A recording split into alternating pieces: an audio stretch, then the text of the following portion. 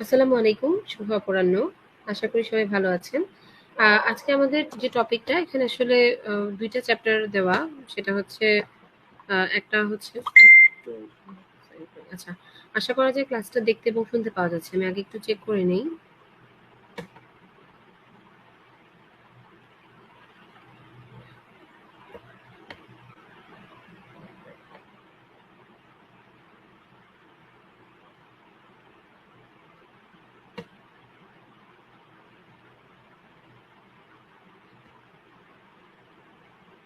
ওকে। আচ্ছা, আজকে আপনাদের এই ক্লাসটাতে ২ টা টপিক ইনক্লুডেড। একটা হচ্ছে দ্য ভার্মিফর্ম অ্যাপেন্ডিক্স এবং আরেকটা হচ্ছে লার্জ ইন্টেস্টাইন। ঠিক আছে?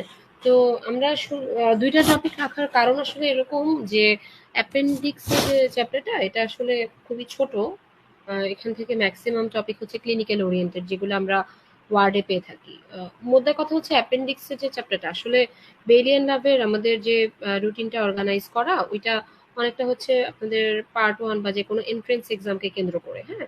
তো এখন যেহেতু অ্যাপেন্ডিক্সটা যেকোনো এন্ট্রান্স এক্সামে খুব বেশি কোশ্চেন এখান থেকে আসে না বা হচ্ছে এটা আসলে ক্লিনিক্যালি বেশি ইম্পর্টেন্ট, হ্যাঁ? সেই কারণে এই চ্যাপ্টার দুটাকে একসাথে করে রুটিনে ইনক্লুড করা। বাট 5th ইয়ার বা ইন্টার্ন যারা করছে, হ্যাঁ? বা 3rd ইয়ার তাদের জন্য আবার এই চ্যাপ্টারটা ক্লিনিক্যাল হিসেবে মোটামুটি ইম্পর্টেন্ট, হ্যাঁ? তো আমরা যেটা করব আপনাদের এই চ্যাপ্টারের পরের দিন যে ক্লাসটা আছে ওটা হচ্ছে ইন্টেস্টাইনাল অবস্ট্রাকশন। তো আজকে আমরা শুরু করব অ্যাপেন্ডিক্স দিয়ে। অ্যাপেন্ডিক্স শেষ করে আমরা লার্জ ইন্টেস্টাইনের যতটুকু পারি আমরা কভার করব, হ্যাঁ? আর যদি এমন হয় যে লার্জ ইন্টেস্টাইনের কিছু অংশ বাকি থেকে যায়, স্পেশালি লার্জ ইন্টেস্টাইনের লাস্টেও কিন্তু ভলভিউলাস বা এই রিলেটেড কিছু টপিক আছে, ডায়াবেটিকুলাইটিস যেগুলোর সাথে অনেকটা ইন্টেস্টাইনাল অবস্ট্রাকশনের রিলেশনটা বেশি। তো আমরা যদি কমপ্লিট না করতে পারি সেক্ষেত্রে ইন্টেস্টাইনাল অবস্ট্রাকশনের সাথে আমরা ওই অংশটুকু পড়ে নিব। তার আগে আমরা মেজরিটি পোর্শনটা শেষ করি, ওকে? আচ্ছা, তাহলে আমরা শুরু করব ভার্মিফর্ম অ্যাপেন্ডিক্স দিয়ে। এটা আসলে আপনাদের জন্য খুবই ইন্টারেস্টিং টপিক এবং আমি অনেক টপিকের ক্ষেত্রে বলে দেই যে এটা খুব বোরিং বা এরকম কিছু। বাট অ্যাপেন্ডিক্স আপনাদের পড়তে আর যাই লাগুক না কেন এটলিস্ট বোরিং লাগবে না। কারণ সবকিছু আমরা সবাই অলরেডি জানি এবং 3rd ইয়ার থেকে আমরা অ্যাপেন্ডিক্সটা পড়ে থাকি। সো এখনকার যে পোর্শনটা আজকের ক্লাসে সেটা 3rd ইয়ার হোক, 5th ইয়ার হোক, ফাইনাল প্রফ এক্সামিনই হোক আর হচ্ছে ইন্টার্ন যেই হোক না কেন তাদের সবার জন্য খুবই ইম্পর্টেন্ট, ওকে? তাহলে আমরা শুরু করি। বলা হয়ে থাকে যে অ্যাপেন্ডিসাইটিস এটা হচ্ছে most common cause of an acute abdomen. Acute abdomen জিনিসটা কি?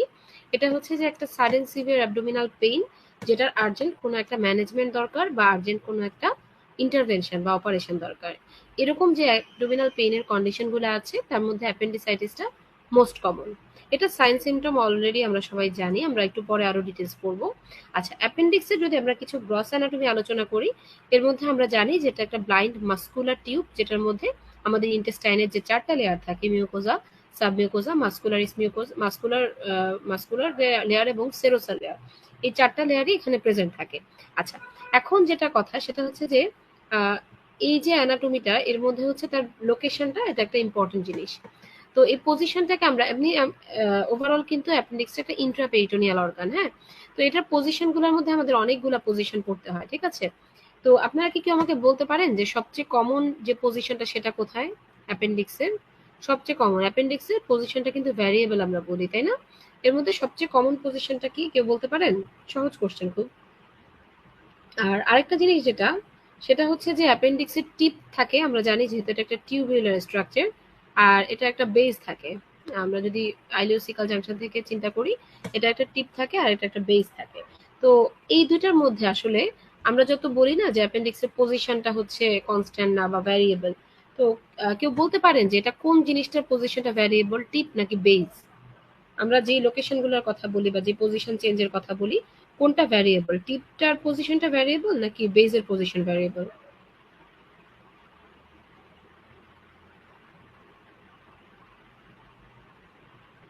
ওকে, আপনারা অলমোস্ট অনেকে অ্যান্সার করেছেন রেট্রোসিকাল ভ্যারাইটি, এটা সবচেয়ে কমন, হ্যাঁ? এটা এতই কমন এটা মোটামুটি 74% ক্ষেত্রে আমরা পাই, ঠিক আছে? আচ্ছা, এর বাইরে আর কি কি পজিশন থাকতে পারে? যেমন পেলভিক পজিশন থাকতে পারে, তারপর হচ্ছে periileal, post ileal, pre ileal, post ileal থাকতে পারে।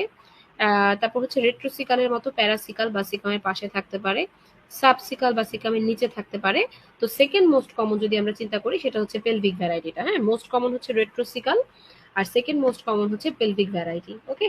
আচ্ছা, টিপ ভ্যারিয়েবল, এক্স্যাক্টলি টিপের পজিশনটা ভ্যারিয়েবল, বাট এটার যে বেসটা এটা কিন্তু অলমোস্ট একটা নির্দিষ্ট পজিশনে থাকে। এখন বেজের পজিশনটা আমরা কিভাবে নির্ধারণ করি জানেন?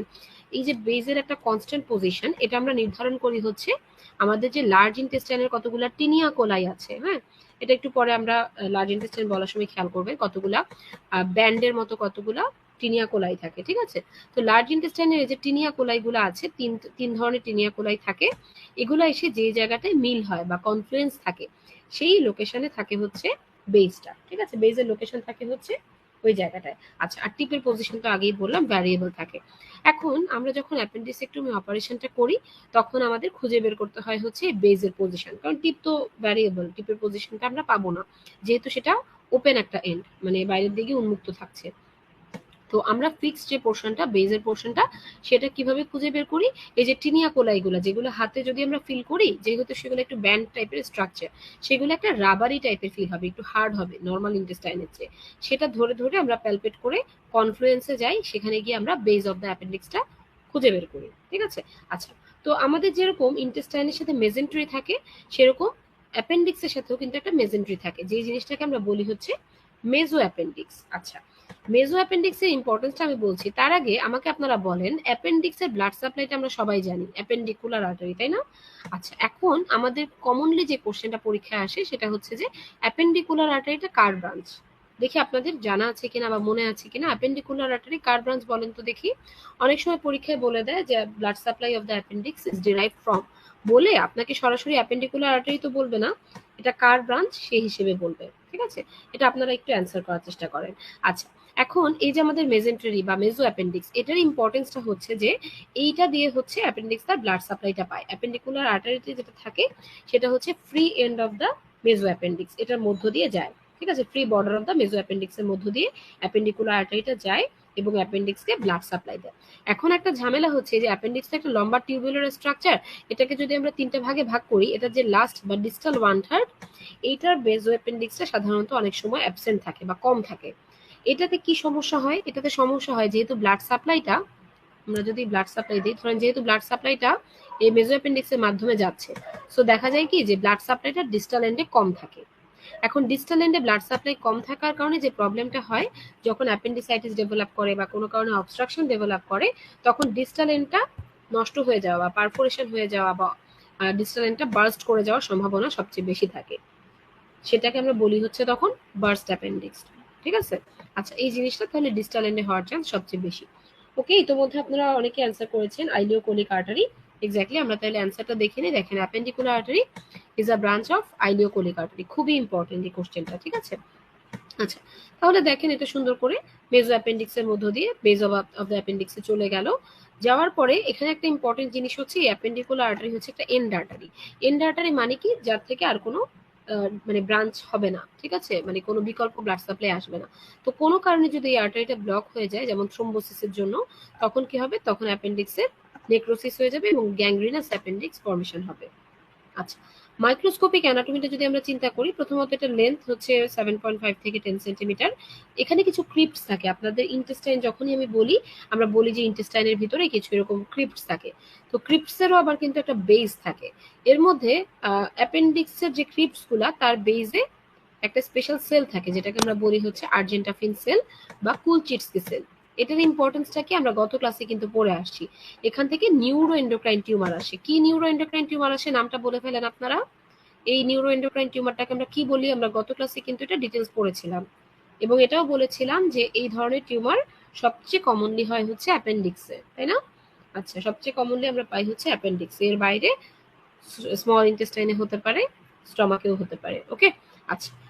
আর সাবমিউকোজার যে লেয়ারটা, সেটার মধ্যে কিন্তু অনেকগুলা লিম্ফ্যাটিক ফলিকল থাকে। ছবিটা খেয়াল করলে দেখবেন এই যে এই জায়গাগুলোতে অনেক অনেক লিম্ফ্যাটিক ফলিকলস থাকে। ওকে, আচ্ছা, এবার আমরা একদম ক্লিনিক্যাল পড়ায় চলে আসবো, সেটা হচ্ছে অ্যাপেন্ডিসাইটিস। আচ্ছা, আপনারা অ্যান্সার করতে পেরেছেন অনেকেই কার্সিনয়েড টিউমার। এক্স্যাক্টলি, কার্সিনয়েড টিউমারটা কিন্তু আমরা মোস্ট কমনলি অ্যাপেন্ডিক্সে পেয়ে থাকি। আচ্ছা, এখন দেখেন অ্যাকিউট অ্যাপেন্ডিসাইটিস, এগুলা আমি তেমন কিছু বলবো না, যা বলার আপনারাই বলবেন, হ্যাঁ? আচ্ছা, অ্যাপেন্ডিসাইটিসের আমি পড়াটা শুরু করার আগে আপনাদেরকে কোশ্চেন করে শুরু করি। অ্যাকিউট অ্যাপেন্ডিসাইটের আপনারা আমাকে 3টা সাইন বলবেন, যেই সাইনগুলো আমরা ক্লিনিক্যালি এলিসিট করি। ঠিক আছে? আমাকে ৩টা সাইন বলবেন যে সাইনগুলো আমরা ক্লিনিক্যালি এলিসিট করি, পেশেন্টের বডিতে আমরা এক্সামিন করে পাই। ৩টা সাইন আমাকে বলবেন। ওকে? আচ্ছা, এখন দেখেন আমরা যদি এটার ইনসিডেন্স গুলো চিন্তা করি, অ্যাকিউট অ্যাপেন্ডিসাইটিস সাধারণত দেখা যায় কি মিডল এজে বেশি হয়। মিডল এজে বলতে টিন বা হচ্ছে আর্লি 20s এ। একদম এক্সট্রিমস অফ এজ যেটা মানে ইনফ্যান্ট কিংবা একদম এল্ডারলি তাদের কিন্তু খুব একটা কমন হয় না। ঠিক আছে? আচ্ছা, এখন আমরা যদি বলি যে এটা এটিওলজি যদি আমরা চিন্তা করি, এখানে বলা হয় যে কোনো এরকম সুনির্দিষ্ট এটিওলজি নাই। তারপরও কয়েকটা কারণ ডিফাইন করা হয়, যেমন অনেক সময় বলা হয় ডায়েটারি ফাইবারের পরিমাণ যদি কম থাকে, অনেক সময় বলা হয় যদি কেউ রিফাইন্ড কার্বোহাইড্রেট খায়, এটা একটা। আরেকটা হচ্ছে যে কোনো কারণে যদি ইনফেকশন রিলেটেড, হ্যাঁ, বেশি বেশি অ্যান্টিবায়োটিক কেউ ইউজ করে, সেটার জন্য হতে পারে। কিছু মিক্সড গ্রোথ যেমন অ্যারোবিক অ্যানারোবিক এগুলোর জন্য অনেক সময় হয়ে থাকে। তারপর হচ্ছে যে অনেক সময় স্ট্রিকচার হয়, অনেক সময় ফিকোলিথ হয়। ফিকোলিথ মানে কি? ফিকোলিথ মানে হচ্ছে কিছু ইনস্পিসিয়েটেড ফিকাল ম্যাটেরিয়াল থাকবে। ফিকোলিথ মানে ফিকাল ম্যাটেরিয়াল প্লাস হচ্ছে লিথ মানে কি পাথর, তাই না? পাথরটা তৈরি হয় কি দিয়ে? ক্যালসিয়াম ফসফেট, অন্যান্য কিছু সেলুলার ডেব্রি এগুলা দিয়ে। আর অনেক সময় ফরেন বডির জন্য হতে পারে। আবার অনেক সময় একটা স্পেশাল আমরা বলি কি এটাকে প্রোটোজোয়া। প্রোটোজোয়া তো না, আমরা কিছু মাইক্রোবায়োলজিতে যেগুলো পড়ে থাকি প্যারাসাইট, কিছু প্যারাসাইটও কিন্তু এই অ্যাপেন্ডিসাইটিসের জন্য রেসপন্সিবল। আমাকে একটা নাম কেউ বলতে পারেন? এটা বেলিয়ান ডাবে যেহেতু আছে আমরা এই নামটা সরাসরি মনে রাখবো এসবি এর জন্য। কোন প্যারাসাইট দিয়ে অ্যাপেন্ডিসাইটিস হয় বলেন তো দেখি? কোন প্যারাসাইটের মানে ইনফেস্টেশনের কারণে হতে পারে? দেখি আপনারা কেউ জানেন কিনা। আচ্ছা, তো আপনাদের যে কোশ্চেনটা করেছিলাম সেটা ছিল হচ্ছে অ্যাপেন্ডিসাইটিসের কিছু সাইন। আপনারা এটা অ্যান্সারটা করেন, আরো একজন অলরেডি অ্যান্সার করেছেন, তারপর আরো অনেকেই অ্যান্সারটা করেন। আমি তাহলে যখন ওই জিনিসটা পড়াবো আপনাদের মধ্য থেকে অ্যান্সারগুলো চলে আসবে। ঠিক আছে? ওকে, কেউ বলতে পারেন কোন অর্গানিজম দিয়ে হয়? একজন বলেছেন এন্টেরোবিয়াস ভার্মিকুলারিস। আর কেউ? আচ্ছা, তাহলে আমরা অ্যান্সারটা দেখে নিই। একদম কারেক্ট অ্যান্সার দিয়েছেন এন্টেরোবিয়াস ভার্মিকুলারিস বা হচ্ছে পিনওয়ার্ম, হ্যাঁ, যেটা দিয়ে হয়ে থাকে। আবার অনেক সময় দেখা যায় টিউমারের কারণে যদি অ্যাপেন্ডিসিয়াল যে অরিফিসটা সেটা যদি অবস্ট্রাকশন হয়ে যায় তখন হতে পারে। এই তো, আর কিছু লাগবে না এখান থেকে। ওকে, আচ্ছা, এখন আমরা এটার ক্লিনিক্যাল ফিচারগুলো পড়বো। এটা আসলে এরকম ভাবে পড়ার কিছুই নাই, আমরা কম বেশি সবাই জানি। আচ্ছা, এখন দেখেন সিমটম। পেশেন্ট আপনার কাছে কি কি সিমটম নিয়ে আসবে? সবাই আমরা জানি পেশেন্ট আপনার কাছে ওভারঅল একটা অ্যাবডোমিনাল পেইন নিয়ে আসবে। মেইনলি সে বলবে হচ্ছে পেইনটা তার সেন্টার অফ দ্য অ্যাবডোমেন মানে হচ্ছে পেরিয়াম্বিলিক্যাল রিজিয়নে হবে। ঠিক আছে? আচ্ছা, তারপর আপনি জিজ্ঞেস করলেন যে পেইনটা অন্য কোনো দিকে যায় কিনা, তখন সে বলবে পেইনটা তার রাইট ইলিয়াক ফসায় শিফটিং হচ্ছে। আপনি তার আরো কিছু হিস্ট্রি নিলেন, যার মধ্যে পেশেন্ট আপনাকে অ্যানোরেক্সিয়ার হিস্ট্রি দিবে। অনেক সময় পেশেন্ট কিন্তু ফিভারের হিস্ট্রি বা টেম্পারেচার রেজ হওয়ার হিস্ট্রিও দেয়। নওশিয়া থাকতে পারে, ভমিটিংও থাকতে পারে। হ্যাঁ, আচ্ছা, সাইনগুলোর মধ্যে কিছু সাইন থাকবে পেশেন্টের অটোমেটিক, মানে এমনিতেই থাকবে, আর কিছু আমরা এলিসিট করব। ক্লিনিক্যাল সাইন কি কি থাকবে? পাইরেক্সিয়া থাকতে পারে, দেন হচ্ছে লোকালাইজ টেন্ডারনেস থাকতে পারে রাইট ইলিয়াক ফসায়। রাইট ইলিয়াক ফসায় টেন্ডারনেসের এবং লাম্পের কিছু ডিডি থাকে, সেগুলো কিন্তু আমরা পড়বো একটু পরে। হ্যাঁ, আচ্ছা, তারপর দেখেন muscle guarding rebound tenderness. Rebound tenderness মানে কি? আমরা যদি ম্যাকবার্নিস পয়েন্টে আমাদের একটা ইন্ডেক্স ফিঙ্গার দিয়ে চাপ দেই, তারপর সেটা ছেড়ে দেই, ছেড়ে দেওয়ার পরে পেইনটা বেড়ে যাবে, এটা হচ্ছে রিবাউন্ড টেন্ডারনেস, তাই না? আচ্ছা, আর ওকে, আর এখন যেই সাইনগুলো আমরা এলিসিট করতে পারি, এলিসিট আমরা কি কি করতে পারি? এক নম্বর হচ্ছে পয়েন্টিং সাইন, মানে হচ্ছে পেশেন্টকে যদি আমরা জিজ্ঞেস করি যে ব্যথাটা আপনি এক আঙ্গুল দিয়ে দেখাতে পারেন কিনা, সে আপনাকে ম্যাকবার্নিস পয়েন্টের ওখানে পয়েন্ট করে দেখাবে যে এখানে ব্যথাটা। আচ্ছা, এরপরে ৩টা সাইন একজন অলরেডি খুব সুন্দর করে ব্যাখ্যা দিয়েছেন। McBurney's point tenderness, Rovsing sign, psoas sign, exactly এটাই। পয়েন্টিং সাইন বলতেই আমরা ম্যাকবার্নিস পয়েন্টের টেন্ডারনেস সেটা বলছি। আচ্ছা, রবসিন সাইন মানে কি? এটা হচ্ছে আমরা লেফট ইলিয়াক ফসায় যদি পেশেন্টের প্রেস করি তাহলে সে রাইট ইলিয়াক ফসায় পেইন ফিল করবে, এটা হচ্ছে রবসিন সাইন। আর অ্যাপেন্ডিক্সের পজিশনের উপর চিন্তা করে আমরা আরো 2টা সাইন দিই, সেটা হচ্ছে সোয়াস সাইন এবং অবটুরেটর সাইন। আচ্ছা, আর হচ্ছে এই গেল হচ্ছে আমাদের অ্যাপেন্ডিসাইটিসের ক্লিনিক্যাল ফিচার। আচ্ছা, এখন আমি পুরোটুকু একবারে বলে নিই, পরে আমি বেলিয়ান নামে দাগানো অংশটা দেখাচ্ছি। তো এটার যে ডায়াগনোসিসটা, এটা মেইনলি কিন্তু ক্লিনিক্যাল ডায়াগনোসিস। হ্যাঁ, ক্লিনিক্যাল ডায়াগনোসিসের ক্ষেত্রে আপনার যেটা হবে, এই অংশগুলো আমরা পরে পড়বো, এগুলো থাকুক। ক্লিনিক্যাল ডায়াগনোসিসের ক্ষেত্রে আমাদের যেটা করতে হয় সেটা হচ্ছে আমরা তেমন কোনো ইনভেস্টিগেশন কিন্তু সাধারণত করি না। ঠিক আছে? তারপরও যদি আমাদের কিছু ইনভেস্টিগেশন করতে হয়, আমরা অন্যান্য কিছু ডায়াগনোসিস এক্সক্লুড করার জন্য কিছু ইনভেস্টিগেশন করতে পারি। যেমন আমরা একটা ফুল ব্লাড কাউন্ট করতে পারি। ফুল ব্লাড কাউন্ট করলে আমরা কি দেখতে পারি? ফুল ব্লাড কাউন্ট করলে আমরা লিউকোসাইটোসিস আছে কিনা দেখতে পারি। শিফট টু লেফট এটা আছে কিনা আমরা দেখতে পারি। ইউরিন অ্যানালাইসিস আমরা কেন করি? কারণ অ্যাপেন্ডিসাইটিসের যে পেইনটা অনেক সময় ইউটিআই এর সাথে এটার একটা কনফিউশন হইতে পারে, এটা দেখার জন্য। আরো কিছু টেস্ট আমরা করি, যেমন ফিমেল পেশেন্ট যদি আসে রিপ্রোডাক্টিভ এজের, তাহলে আমরা প্রেগনেন্সি টেস্ট দিই। কেন? কারণ অনেক সময় দেখা যায় রাপচার্ড একটোপিক প্রেগনেন্সি হতে পারে। তারপর আমরা কিছু পেশেন্টকে কিছু সিরাম ইউরিয়া ইলেক্ট্রোলাইট দিই, সিআরপি দেই, অ্যাবডোমিনাল রেডিওগ্রাফ দিই, যেন আমরা পারফোরেশনের সাথে এটাকে আলাদা করতে পারি। আলট্রাসোনোগ্রাফিতে সরাসরি অনেক সময় বলেই দেওয়া হয় অ্যাপেন্ডিসাইটিস, আর আমরা সিইসিটি করতে পারি, কন্ট্রাস্ট এনহান্স সিটি স্ক্যান। আচ্ছা, এখন এই যে আমরা ডায়াগনোসিসটা করব, তার জন্য আমরা কিছু ক্রাইটেরিয়া ফলো করি। খেয়াল করেন, এই যে এখানে ক্রাইটেরিয়াটাকে আমরা বলছি অ্যালভারাডো স্কোর। এই অ্যালভারাডো স্কোরটা এখানে কয়েকটা সিমটম, কয়েকটা সাইন এবং কয়েকটা ল্যাব টেস্ট, এগুলোর উপর ভিত্তি করে টোটাল 10 পয়েন্ট। এর মধ্যে 6 এর উপরে যদি কারো পয়েন্ট থাকে, আমাদের ডায়াগনোসিস কিন্তু মোটামুটি কনফার্ম হয়ে যায়। দ্যাট মিনস আমরা ক্লিনিক্যালি ডায়াগনোসিসটা করছি। ঠিক আছে, 6 এর উপরে থাকতে হবে সাধারণত। হ্যাঁ, আচ্ছা, মানে 6 বা 7 এর উপরে এরকম। ওকে, তাহলে এখন দেখেন, প্রথমত হচ্ছে পেশেন্টের আমরা যদি সিমটমগুলো চিন্তা করি, migratory right iliac fossa pain, anorexia, nausea, vomiting, প্রত্যেকটাতে এক করে, এগুলোর যে কোনো একটা থাকলে এক করে পাবে। আচ্ছা, 2 নম্বরে আমরা যদি সাইনে আসি, পেশেন্টের যদি রিবাউন্ড টেন্ডারনেস থাকে বা টেম্পারেচারটা রেজ থাকে, এগুলোতে এক করে। কিন্তু যদি তার স্পেসিফিক ভাবে রাইট ইলিয়াক ফসায় টেন্ডারনেস থাকে, সেটার পয়েন্ট কিন্তু আবার বেশি, 2। আচ্ছা, তারপর দেখেন শিফট টু লেফট, মানে হচ্ছে আর ডাব্লিউবিসি গুলো যেগুলো, সেগুলো নর্মালের চেয়ে অ্যাবনর্মাল বেশি হবে, এটাতে 1 নাম্বার। আর লিউকোসাইটোসিস মানে কি? নিউট্রোফিল কাউন্টটা, বা স্পেশালি নিউট্রোফিল আর কি, এমনি ডাব্লিউবিসি কাউন্টটা বেড়ে যাবে, স্পেশালি নিউট্রোফিল কাউন্ট, এটাকে আমরা 2 দিব। তাহলে দুইটা জিনিসই 2 পয়েন্ট করে। ওকে, বাকি সবগুলোতে 1। আচ্ছা, এটা আমরা মনে রাখার জন্য কিভাবে মনে রাখি? ম্যান্ট্রেলস।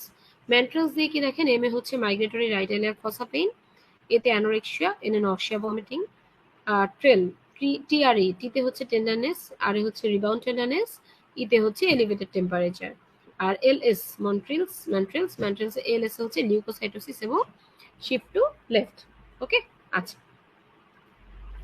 এবারে আমরা আসি হচ্ছে যে আমরা বললাম না যে কিছু পেশেন্টের দেখা যায় কি যে অ্যাপেন্ডিক্সটা কিন্তু বার্স্ট হয়ে যায় বা পারফোরেশন হয়ে যায়। হ্যাঁ, এখন কথা হচ্ছে কাদের এই পারফোরেশন হওয়ার রিস্কটা বেশি। আমরা যদি অ্যাপেন্ডিসাইটিসের কনসিকোয়েন্স গুলো চিন্তা করি, প্রথম কনসিকোয়েন্স যদি আপনাকে বলা হয়, এটা এটা বিশেষ করে 5th ইয়ার এবং অস্পির জন্য এটা খুব লাগে। হ্যাঁ, অনেক সময় জিজ্ঞেস করা হয়, গত ক্লাসে আমরা একটা জিনিস পড়েছিলাম না যে অ্যাকিউট কোলিলিথিয়াসিসের সিকুয়েলি গুলা কি, এরকম অনেক সময় জিজ্ঞেস করা হয় অ্যাকিউট অ্যাপেন্ডিসাইটিসের সিকুয়েলি গুলা কি। আমাকে কেউ একজন একটু বলেন তো, অ্যাকিউট অ্যাপেন্ডিসাইটিসের 3টা কমপ্লিকেশন যদি বলতে হয় আমরা কি বলবো? 3টা কমপ্লিকেশন যদি বলতে হয় আমরা কি বলবো বলেন তো দেখি?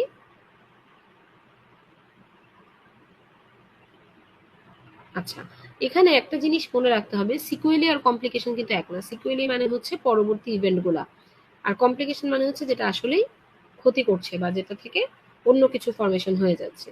যেমন সিকুয়েলের মধ্যে একটা ইম্পর্টেন্ট সিকুয়েল হচ্ছে কমপ্লিট রেজলিউশন। অ্যাপেন্ডিসাইটিস এমন একটা অসুখ যেটা মোটামুটি ট্রিটমেন্ট করলেই কিন্তু ভালো হয়ে যায় পেশেন্ট। হ্যাঁ, অনেক সময় দেখা যায় যে অ্যাপেন্ডিসাইটিসের ক্ষেত্রে পেশেন্টের ট্রিটমেন্টে একদম কমপ্লিট রিজলিউশনও হয়ে যায়, মানে কমপ্লিকেশন আর ডেভেলপই করলো না, কমপ্লিট রিজলিউশন হয়ে গেল। ঠিক আছে, আবার কিছু কিছু পেশেন্টের ক্ষেত্রে দেখা যায় কি যে পেশেন্টকে আমরা যদি ট্রিটমেন্ট দেই বা ট্রিটমেন্ট ছাড়া বিশেষ করে যদি রাখি, তাদের ক্ষেত্রে কিন্তু পরবর্তী কনসিকুয়েন্স গুলো ফেস করে আলটিমেটলি কমপ্লিকেশন ডেভেলপ করার একটা চান্স থাকে। এবং এই কমপ্লিকেশন গুলোর মধ্যে কয়েকটা যদি আপনারা একটু বলেন, আমি একটু চেক করে নিই কমেন্টগুলো, দেখি আপনারা কি ওটা অ্যান্সার করতে পেরেছেন কিনা। আচ্ছা, একজন একটা কোশ্চেন করেছেন সোয়াস সাইন অপটিউরেটর সাইনটা। আচ্ছা আচ্ছা, সোয়াস সাইন এবং অপটিউরেটর সাইন এটা মেইনলি, আবার যদি ওই পেজটাতে যাই, ওকে, এটা মেইনলি ডিপেন্ড করে হচ্ছে পেশেন্টের অ্যাপেন্ডিক্সের যে পজিশনটা স্পেশালি সেটার উপরে। আচ্ছা, সোয়াস সাইনটাতে আমরা যেটা করি সেটা হচ্ছে যে আমরা পেশেন্টকে সুপাইন পজিশনে রাখি। পেশেন্টকে সুপাইন পজিশন, সুপাইন পজিশনে সবসময় রাখবো এরকম না, আমরা পেশেন্টটাকে দেখা যায়, সরি সুপাইন না, আমরা পেশেন্টকে ল্যাটারাল পজিশনে রাখি। স্পেশালি হচ্ছে যেহেতু আমরা রাইট সাইডে দেখবো, আমরা পেশেন্টকে লেফট ল্যাটারাল পজিশনে রাখবো। রাখার পরে আমরা যেটা করব, তার সোয়াস মাসেলটাকে আমরা টট করব। সেটা আমরা কিভাবে করব? যখন আমরা লেফট ল্যাটারাল পজিশনে পেশেন্টকে রাখছি, তখন তার ডান পাটা কিন্তু উপরের দিকে, আমি যদি এটা আপনাদেরকে ছবি দেখায় বলতে পারতাম ভালো হইতো, বেলিয়ান লাভ এরকম কোনো ছবি আসলে নাই, তারপর আপনারা একটু গুগল থেকে দেখবেন তাহলে ইজি হবে। তো যাই হোক, আমরা রাইট যে মানে রাইট যে লোয়ার লিম্বটা থাকবে, সেটাকে আমরা মানে বাইরের দিকে টান দিব। দ্যাট মিনস কি, রাইট লোয়ার লিম্বটা কি হচ্ছে, আমাদের হিপ জয়েন্টটা এক্সটেন্ডেড হয়ে যাচ্ছে, হিপ জয়েন্টটা এক্সটেন্ডেড হয়ে যাচ্ছে এবং এক্সটার্নালি রোটেটেড হচ্ছে বাইরের দিকে যখন আমরা টানি। একটু চিন্তা করেন, আপনি পেশেন্টকে লেফট ল্যাটারাল পজিশনে রাখছেন, লেফট ল্যাটারাল মানে কি, তার বাম সাইডটা নিচে থাকতেছে, ডান পাটা উপরে। তাহলে আপনি ডান পাটাকে যদি আপনি একদম সোজা রেখে হাঁটু ভাঁজ না করে টেনে বাইরের দিকে আনেন, দ্যাট মিনস কি হচ্ছে, পেশেন্টের হিপ জয়েন্টটা এক্সটেনশন হচ্ছে এবং পেশেন্টের এক্সটার্নাল রোটেশন হচ্ছে। তাহলে এভাবে এক্সটার্নাল রোটেশন যদি আপনি করেন, তাহলে যদি পেশেন্ট পেইন ফিল করে, সেটাকে আমরা বলবো হচ্ছে সোয়াস সাইন পজিটিভ। পেশেন্ট আমরা বলবো হচ্ছে সোয়াস সাইন পজিটিভ। আর অবট্রুয়েটর সাইন আমরা কিভাবে দেখব? এই ক্ষেত্রে হচ্ছে হিপটাকে আমরা ফ্লেক্স করব, মানে আপনি পেশেন্টটাকে সুপাইন পজিশনে শোয়ান, আপনি চিন্তা করে দেখেন সুপাইন পজিশনে শোয়া রাখছেন, দেন আপনি কি করলেন, তার হাঁটু ভাঁজ করেন, হাঁটু ভাঁজ করবেন, আপনি হিপ জয়েন্টটাকে ভাঁজ করে ফেলবেন, মানে ফ্লেক্স করে ফেলবেন হিপ জয়েন্টটাকে, মানে সে পা উপরের দিকে তুলে হাঁটু বুকের কাছে নিলে যেরকম হিপ জয়েন্ট ফ্লেক্স হয় ওই রকম করে সে ফ্লেক্স করলো। করার পরে আপনি যেটা করবেন, ইন্টারনালি একটু রোটেশন করায় দিবেন, ইন্টারনালি একটু রোটেশন করায় দিবেন, হিপ জয়েন্টটা ফ্লেক্স করে ইন্টারনালি রোটেশন করায় দিবেন। তাতে দেখা যাবে যে পেশেন্টের যদি টেন্ডারনেস ফিল হয়, সেটাকে আমরা বলবো হচ্ছে অবট্রুয়েটর সাইন, অবট্রুয়েটর সাইন পজিটিভ। ওকে, আমি এখানে দেখি আপনাদেরকে একটু ছবিটা দেখাতে পারি কিনা।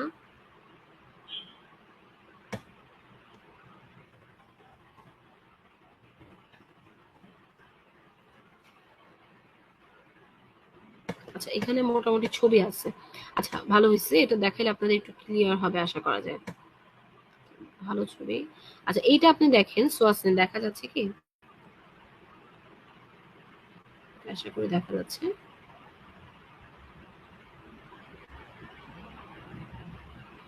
আচ্ছা, এই যে দেখেন, এটা যদি দেখা দিয়ে থাকে, ভালো বোঝা যাচ্ছে না বোধহয়।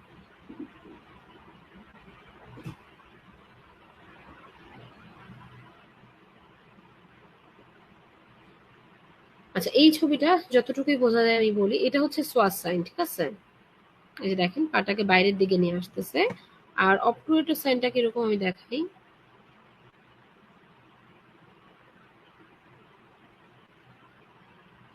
এই যে এটা হচ্ছে অবট্রুয়েটর সাইন, আপনি অ্যারোগুলা খেয়াল করেন, অ্যারোগুলা খেয়াল করলে বুঝবেন। প্রথমে হচ্ছে ফ্লেক্স করলো হিপ জয়েন্টটাকে, তারপর হচ্ছে ভিতরের দিকে ইন্টারনাল রোটেশন করলো, ঠিক আছে?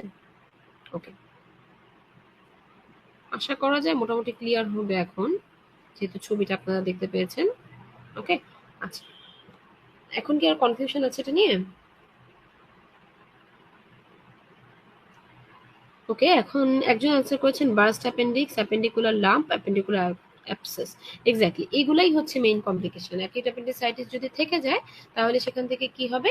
তাহলে সেখান থেকে হচ্ছে আলটিমেটলি দীর্ঘদিন যাবত থাকতে থাকতে আলটিমেটলি সেখান থেকে কি কি হতে পারে, অবস্ট্রাকশন হয়ে সেখানে দেখা যায় ব্লাড সাপ্লাই কমে যাচ্ছে, যার কারণে পারফোরেশন বা বার্স্ট অ্যাপেন্ডিক্স হতে পারে। অনেক সময় দেখা যায় দীর্ঘদিন যাবত থেকে সেই জায়গাটা একটা লাম্প ফর্মেশন হয়ে যায়।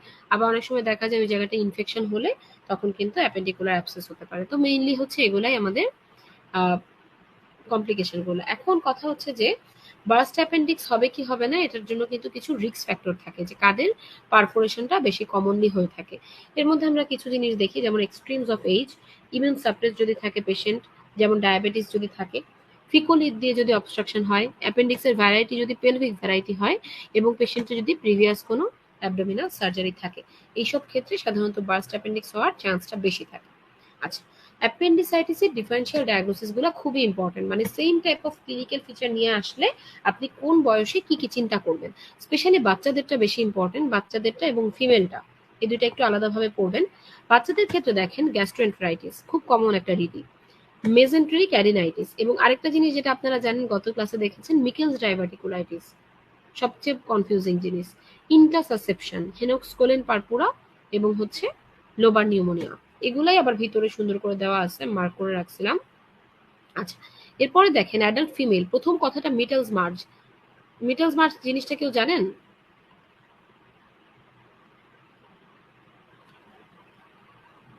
আচ্ছা, মিটেলস মার্জ জিনিসটা হচ্ছে পিরিয়ডিক যে পেইনটা হয় ফিমেলদের, সেটা, ঠিক আছে? মেনস্ট্রুয়েশনের সময় যে পেইনটা হয় এটাকে আমরা মিটেলস মার্জ বলি। ওকে, আচ্ছা, তারপর দেখেন PID, pelvic inflammatory disease, pyelonephritis, ectopic pregnancy, এটা খুব ইম্পর্টেন্ট, এটা আগে আমরা বললাম। হ্যাঁ, ওভুলেশন পেইন বা হচ্ছে আমাদের মেনস্ট্রুয়াল সাইকেলের যে পেইনটা ওইটা, ঠিক আছে? আচ্ছা, তারপর দেখেন একটোপিক প্রেগন্যান্সি, একটোপিক প্রেগন্যান্সিতে তো হয়, বিশেষ করে রাপচার যখন হয়ে যায় তখন খুব সিভিয়ার একটা পেইন হয়। আরেকটা হচ্ছে ওভারিয়ান সিস্ট, এটা যদি টর্শন হয় বা রাপচার হয় তখন হয়ে থাকে এন্ডোমেট্রিওসিসে হয়। আর অ্যাডাল্ট এবং এল্ডারলি এটা আপনারা একটু জাস্ট দেখে নেবেন। বিশেষ করে প্রথম ২-৩টা ডিডি খুবই ইম্পর্টেন্ট। ইনভেস্টিগেশনের কথা আমরা আচ্ছা ট্রিটমেন্টে যদি আমরা আসি, ট্রিটমেন্টে আমরা প্রথম কথা হচ্ছে আপনাকে যদি কমনলি জিজ্ঞেস করে যে অ্যাপেন্ডিসাইটিসের ট্রিটমেন্ট কি, আপনি বলে দেবেন অ্যাপেন্ডিসেক্টমি। বাট এখানে একটা ব্যাপার আছে, আমরা কিন্তু সব পেশেন্টকে যে ধরেই অ্যাপেন্ডিসেক্টমি করে দেই, ব্যাপারটা সেরকম না, ঠিক আছে? ব্যাপারটা কিন্তু সেরকম না। এখানে কি হয়, এখানে হচ্ছে আমরা পেশেন্টে আসার পরে ২ ধরনের চিন্তা করি। একটা হচ্ছে এই পেশেন্টের আমরা মানে অ্যাপেন্ডিসেক্টমি করব কিনা, ঠিক আছে? এই পেশেন্টের আমরা অ্যাপেন্ডিসেক্টমি করব কিনা। আচ্ছা এখন এই জিনিসগুলা একটা মিনিট, আপনারা কেউ কি কোনো কোশ্চেন করবেন না? ঠিক আছে, ওকে।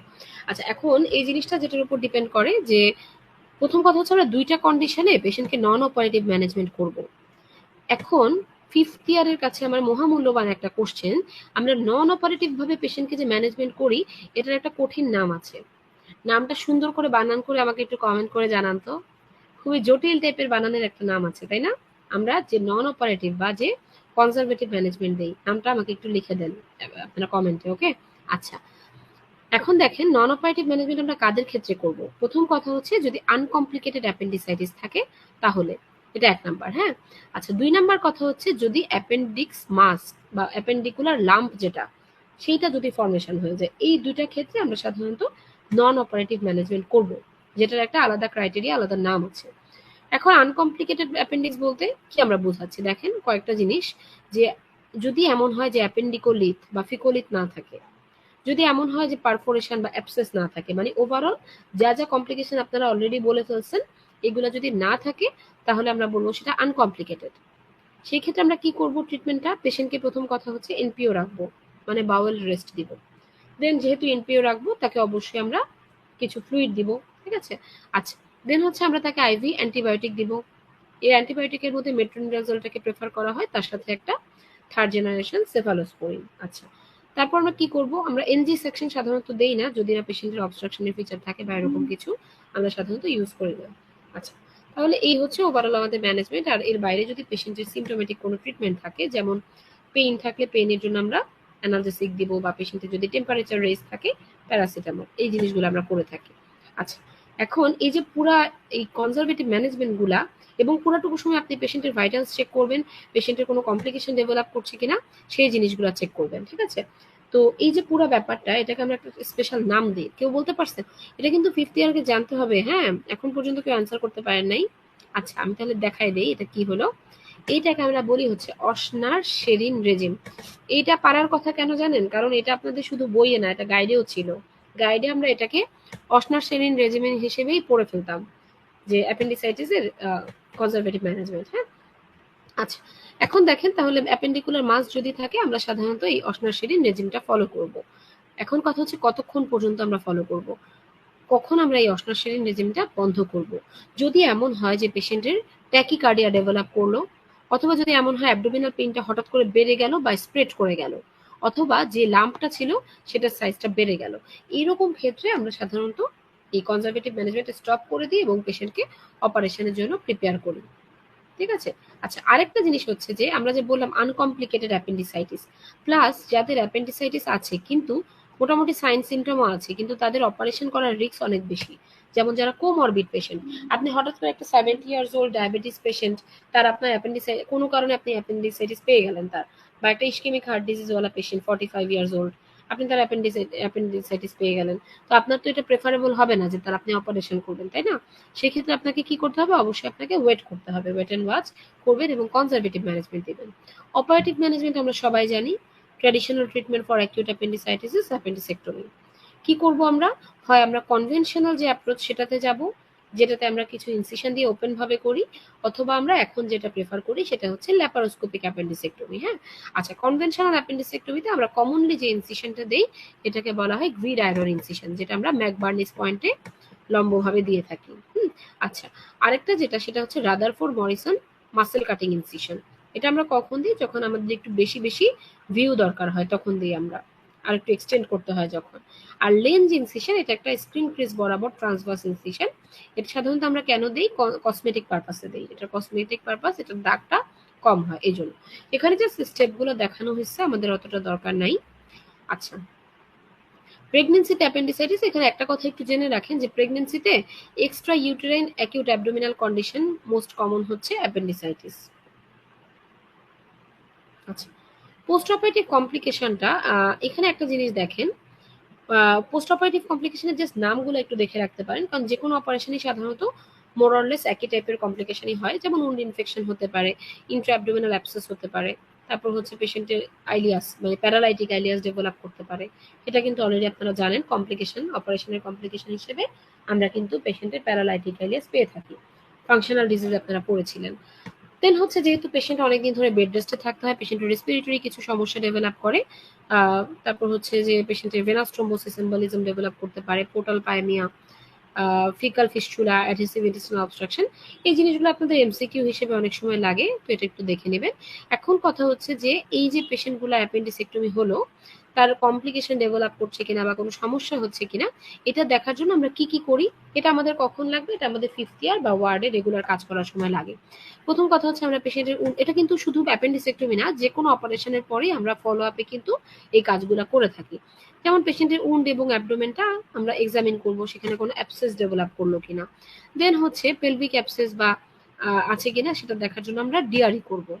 পেশেন্টের লাংস এক্সামিনেশন করব স্টেথো দিয়ে, এখানে আমরা দেখবো যে পেশেন্টের নিউমোনাইটিস আছে কিনা, কলাপস করলো কিনা, বা হচ্ছে নিউমোনিয়া ডেভেলপ করলো কিনা, পেশেন্টের অ্যাটেলেকটিসিস ডেভেলপ করলো কিনা, এই জিনিসগুলো।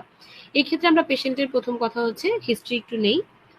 দেন হচ্ছে আমরা পেশেন্টের কি করি, পেশেন্টের হচ্ছে আমরা হিস্ট্রি নেওয়ার পরে আমরা পেশেন্টকে অ্যাডভাইস করি যে আপনি কিন্তু একদম টানা শুয়ে বসে থাকবেন না। আপনি এই ক্ষেত্রে যেটা করবেন, রেগুলার শ্বাস প্রশ্বাস ঠিক মতো নিতে হবে। দেন হচ্ছে আপনি হাঁটাচলা করবেন, অবশ্যই টানা বেড রেস্টে থাকবেন না, এটা কিন্তু আমরা বলে থাকি। এটা কখনোই আমরা টানা বেড রেস্ট কিন্তু অ্যাডভাইস করি না, হাঁটাচলা করতে পড়ি, শ্বাস প্রশ্বাস ঠিক মতো নিতে বলি। আচ্ছা, আরেকটা যেটা সেটা হচ্ছে যে আমরা পেশেন্টকে আরেকটা কি বলে, ও আচ্ছা, আরেকটা হচ্ছে তাকে আমরা ওই যে এটা আপনারা ওয়ার্ডে হয়তো দেখেছেন, এটাকে কি বলে, এটাকে রেসপিরেটর বা রেসপিরেটর মিটার বলে। এটা হচ্ছে তিনটা বল থাকে তিন কালারের, যেগুলোকে ফু দিয়ে উঠাইতে হয়, ঠিক আছে। ওই জিনিসটা আমরা পেশেন্টকে লাং বা ব্রিদিং এক্সারসাইজের জন্য কিন্তু দিয়ে থাকি, ঠিক আছে। আচ্ছা, আরেকটা যেটা সেটা হচ্ছে যে আহ আরেকটা হচ্ছে যে আমরা লেগ এক্সামিনেশন করব, কারণ অনেক সময় দেখা যায় কি যে ভেনাস থ্রোম্বোসিস ডেভেলপ করতে পারে, ভেনাস থ্রোম্বোসিস পেশেন্টে ডেভেলপ করতে পারে।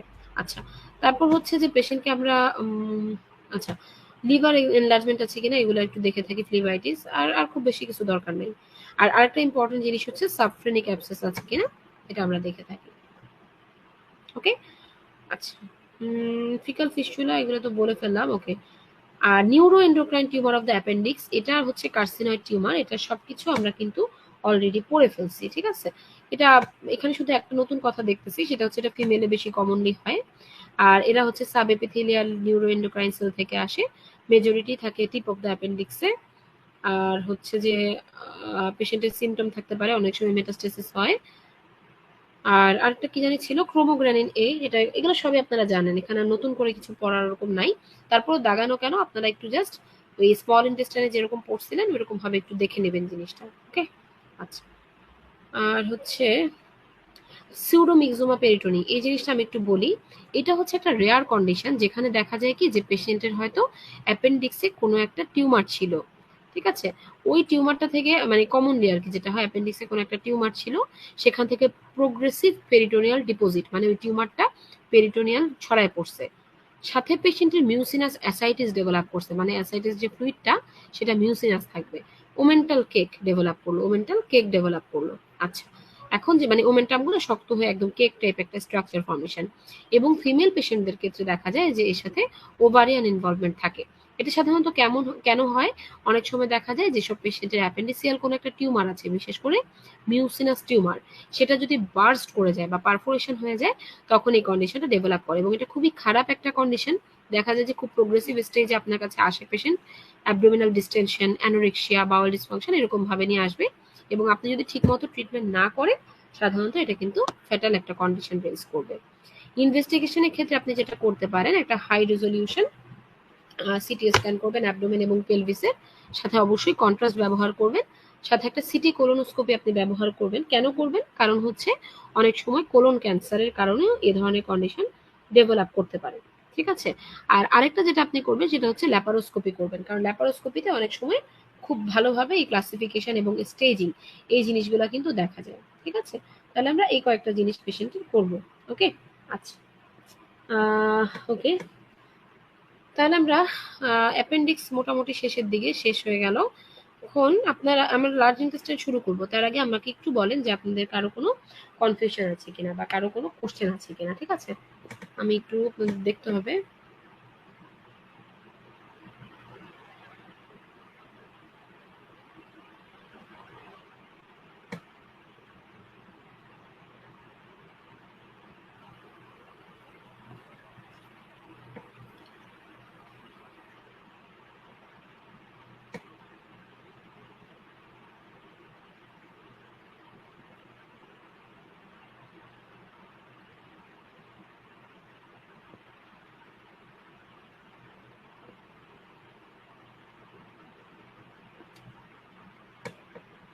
একটু কমেন্টগুলো চেক করে দেখি।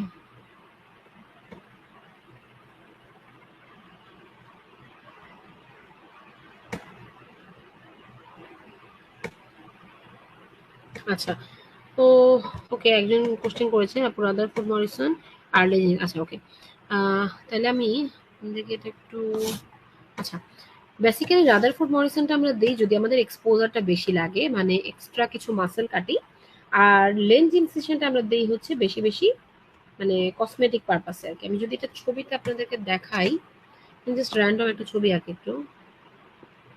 মনে করেন এটা হচ্ছে আম্বিলিকাস, এটা হচ্ছে আমাদের অ্যান্টিরিয়র সুপিরিয়র ইলিয়াক স্পাইন, এটা হচ্ছে পিউবিক সিম্পাইসিস। ঠিক আছে, ওকে, তাহলে আমি তিনটা ইনসিশনই দেখাই তাহলে সুবিধা হবে। এটা হচ্ছে আমাদের অ্যান্টিরিয়র সুপিরিয়র ইলিয়াক স্পাইন আর আম্বিলিকাস যুক্ত করলাম আমরা আমাদের যে ম্যাকবার্নিস পয়েন্টটা এটা পেয়ে গেলাম এই বরাবর। ম্যাকবার্নিস পয়েন্টে আমরা এইভাবে যখন ইনসিশন দেই, এটা হচ্ছে আমাদের মানে কমন যেটা আর কি গ্রিড আয়রন ইনসিশন। এটা এরকম না, একটু মানে এটা বরাবর আমরা লম্বভাবে আঁকবো আর কি, এরকম হবে অনেকটা।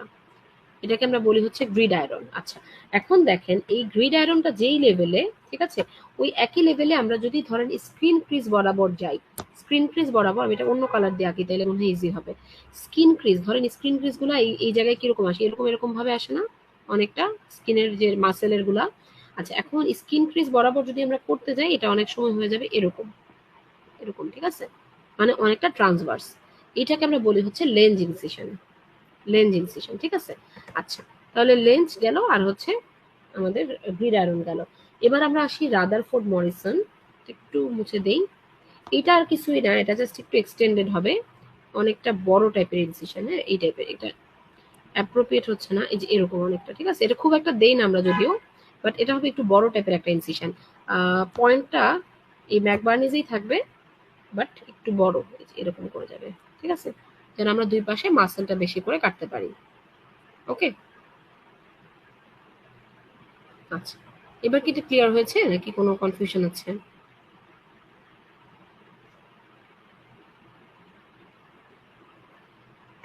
আচ্ছা, আমি একটু চেক করে নিই।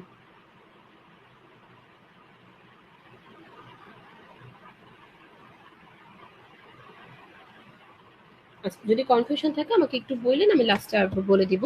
তাহলে আমি চলে আসি হচ্ছে এখন লার্জ ইন্টেস্টাইন। ওকে, ওকে, ক্লিয়ার হয়েছে না? আচ্ছা, লার্জ ইন্টেস্টাইনের অ্যানাটমিটা একটু ইম্পর্টেন্ট। আমরা গত ক্লাসে স্মল ইন্টেস্টাইন অ্যানাটমি দেখেছিলাম।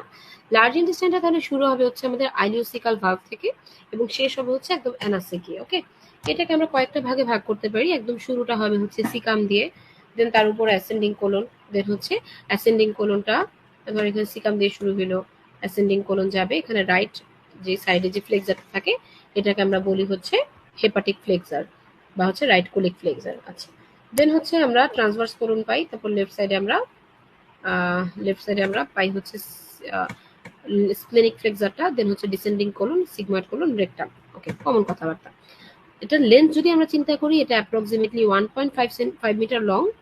আর এন্ডোস্কোপ দিয়ে আমরা কতটুকু দেখতে পাই, এন্ডোস্কোপ মানে হচ্ছে আমরা কোলোনোস্কোপি যেটা ইউজ করি আর কি, এটা দিয়ে আমরা সাধারণত সিকাম পর্যন্ত দেখতে পারি, মানে 70 থেকে 90 সেন্টিমিটার পর্যন্ত। আচ্ছা, এখানে একটা ইম্পর্টেন্ট জিনিস হচ্ছে টিনিয়া কোলাই। এইটাই কিন্তু আমরা মেইনলি স্মল ইন্টেস্টাইন এবং লার্জ ইন্টেস্টাইনকে পার্থক্য করি। টিনিয়া কোলাই মানে হচ্ছে ধরেন এই যে ধরেন এটা ইন্টেস্টাইন, লার্জ ইন্টেস্টাইন, এখানে দেখেন এরকম রাবার ব্যান্ডের মতো কিছু এরকম এরকম স্ট্রাকচার থাকে। এদিকে একটা থাকে, এদিকে তিনটা থাকে টোটাল পুরো সার্কামফারেন্স জুড়ে। এগুলোকে আমরা বলি হচ্ছে টিনিয়া কোলাই। আচ্ছা, এখন দেখেন টিনিয়া কোলাই মানে রাবারের মতো, আর এমনি ইন্টেস্টাইনটা কিরকম, একটু তুলতুলা না? এখন দেখেন আপনি রাবারের মতো একটা জিনিস দিয়ে যখন এই তুলতুলা জিনিসটা, ধরেন এটা আরো লম্বা ছিল, সোজা ছিল, আপনি তুলতুলা জিনিসটাকে স্কার্টের মতো, স্কার্টে যেরকম আমরা রাবার ব্যান্ড পরি না স্কার্টে বা এরকম টাইপ, ওই রাবার ব্যান্ড দিয়ে আপনি একটা জিনিসকে ধরে রাখতে যাচ্ছেন, তাহলে দেখেন জিনিসটা এরকম কুচকায় যাবে না, এরকম ভাঁজ ভাঁজ হয়ে যাবে না, এই যে এরকম। তাহলে এই যে ভাঁজ ভাঁজ হয়ে যাওয়া অংশটা, এই ভাঁজগুলো কিন্তু ফুল সার্কুলার থাকবে না, তাই না? হাফ সার্কুলার থাকতেছে। আমি আবারও বলি, দেখেন এখানে আপনি যদি আগে টিনিয়া কোলাইটা এঁকে নেন, তাহলে দেখেন ধরেন এরকম ছিল লার্জ ইন্টেস্টাইন, লম্বা স্ট্রেট ছিল, আপনি এটাকে কি করবেন, টিনিয়া কোলাই দিয়ে ভাঁজ করতেছেন রাবারের একটা আওতায়। ভাঁজ করলে একটা বড় জিনিসকে ফোল্ড করলে এটা কিন্তু এরকম হয়ে যাবে, স্কার্টের মতো। এই জিনিসটাকে আমরা বলি হচ্ছে হস্ট্রাল ফোল্ড বা হস্ট্রেশন। ঠিক আছে, এটাও কিন্তু একটা ইম্পর্টেন্ট পার্থক্য। এই হস্ট্রাল ফোল্ড গুলা কিন্তু লার্জ ইন্টেস্টাইনের একটা ক্যারেক্টারিস্টিক ফিচার। এই স্মল ইন্টেস্টাইনে এরকম কিছু ফুল সার্কুলার ফোল্ড থাকে, আমি বলছিলাম ওগুলোকে আমরা কি বলি বলেন তো?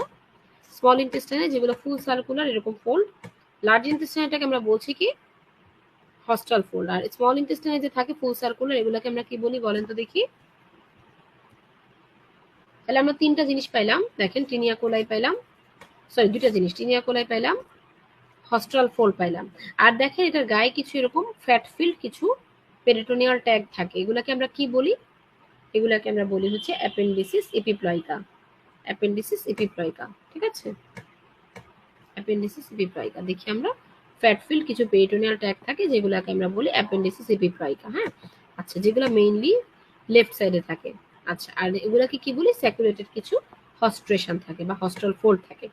এটা আপনারা একজন অ্যান্সার করতে পেরেছেন যে স্মল ইন্টেস্টাইন এরকম কিছু ফুল সার্কুলার থাকে যেগুলো, এগুলোকে আমরা বলি হচ্ছে ভালভুলি কনিভেন্টি, ভালভুলি কনিভেন্টিস। ওকে, আচ্ছা, এখন সিকামের যে পোস্টেরিয়র রিলেশনটা খুবই ইম্পর্টেন্ট, ঠিক আছে, বা কোলনের যে পোস্টেরিয়র রিলেশনটা আর কি। আচ্ছা, এখানে খেয়াল করেন posterior relation of the caecum এবং অ্যাসেন্ডিং কোলন কি কি থাকতেছে, খুবই ইম্পর্টেন্ট। আপনাকে কোশ্চেনটা এভাবে করবে না, আপনাকে কোশ্চেনটা বলবে যে আপনি একটা পেশেন্টের রাইট হেমিকোলেক্টমি করতে যাবেন, তার মোস্ট কমনলি কি কি স্ট্রাকচার ইনজুরি হতে পারে। এটা একটু বড়দের কোশ্চেন, কেউ বলতে পারেন এটা অ্যান্সার কি হবে? এটা ইন্টার্ন বা তার পরের কোশ্চেন, যে আমরা একটা পেশেন্টের যখন রাইট হেমিকোলেক্টমি করতে যাই তখন আমাদের কোন কোন স্ট্রাকচার ইনজুরি হওয়ার চান্স বেশি থাকে, একটু অ্যান্সার করার চেষ্টা করেন দেখি। এই কোশ্চেনটা বেসিক্যালি আমাদের এক স্যার আমাকে ইন্টার্নশিপের সময় এই কোশ্চেনটা আস্ক করেছিলেন, ওটিতে দাঁড়ায়। হ্যাঁ, একটা রাইট হেমিকোলেক্টমি করছিলেন, তখন এটা আস্ক করেন। আমাকে একটু অ্যান্সার করার চেষ্টা করেন তো দেখি। আর ভালো কথা, আমি ইন্টার্নশিপের সময় অ্যান্সারটা দিতে পারি নাই। আপনারা এখন অনেক পড়াশোনা করেন, আপনারা হয়তো ভালো জানেন, বাট আমি এটা পারতাম না ওই সময়ে, ঠিক আছে?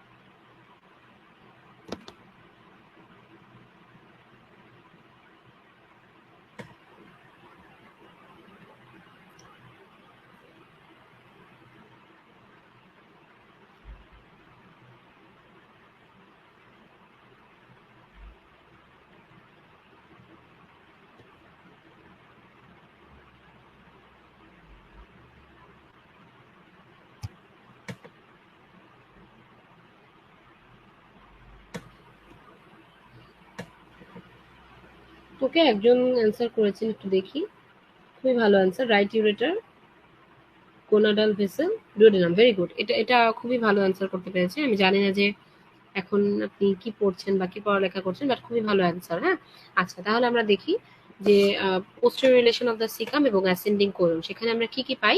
Right ureter, right gonadal vessel এবং ডুওডেনাম। সো তিনটাই কারেক্ট আমরা পেয়ে গেলাম, তাই না? আচ্ছা, সো এটা অবশ্যই সার্জারির সময় আমাদের প্রোটেক্টেড রাখতে হবে।